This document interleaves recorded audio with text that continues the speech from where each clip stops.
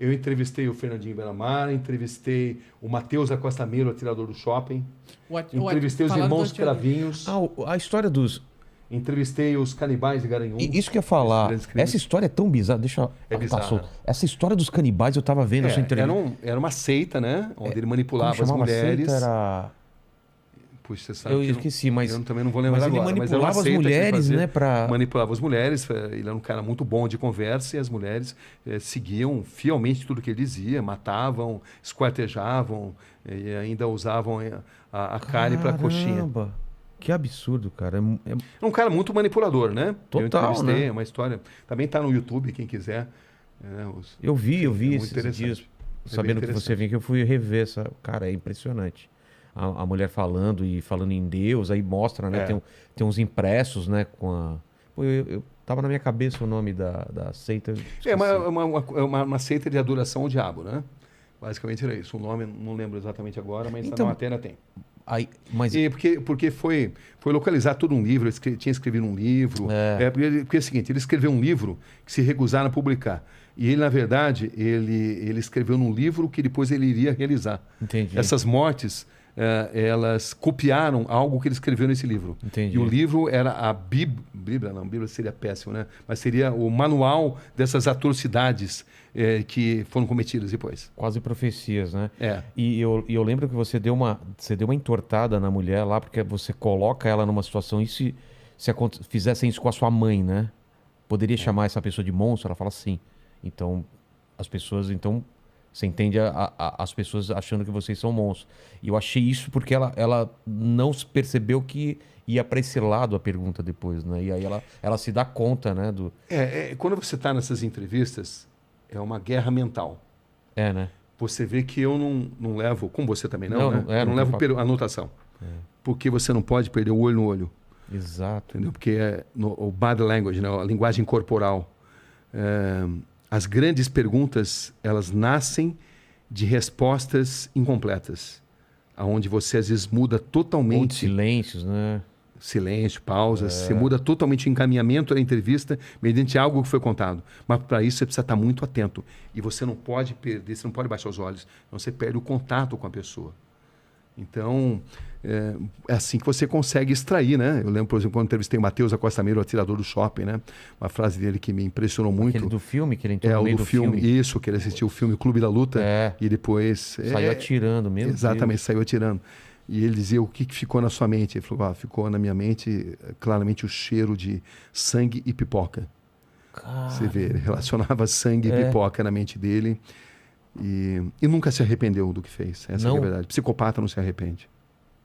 Porque ele pode até falar que se arrepende porque eles são inteligentes, são frios e notam que precisam falar muitas vezes o que as pessoas esperam ouvir. Entendi. Mas psicopatas não têm cura.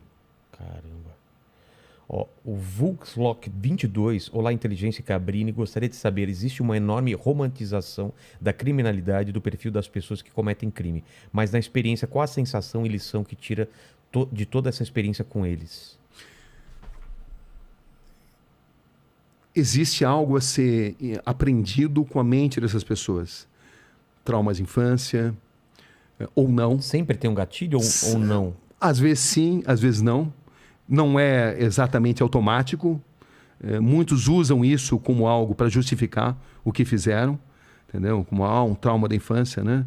Então você precisa penetrar muito nessa mente, e penetrar na mente de um psicopata é tarefa complicada, mas boa parte deles padece do bichinho, do veratismo, da vaidade, e é quando você consegue extrair muita coisa.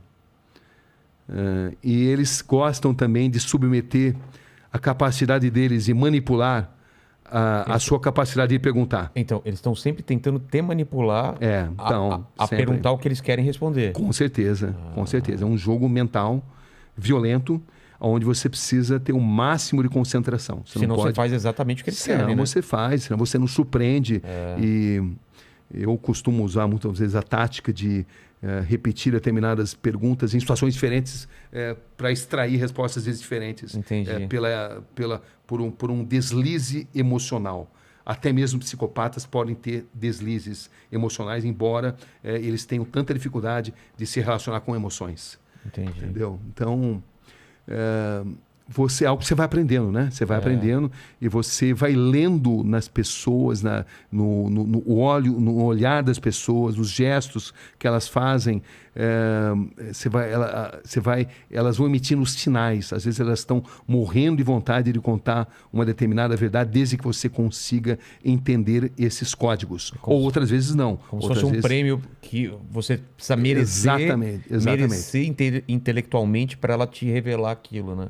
Por isso que eu acredito muito em perguntas curtas e grossas, perguntas grandes demais, dão chance para a pessoa pensar no que vai responder. Entendi. Quando você está falando na sua pergunta, ela já está, vou falar isso, né? Entendi. Entendeu? Não. Então, a pergunta curta e grossa, muitas vezes, de sopetão, é uma grande arma.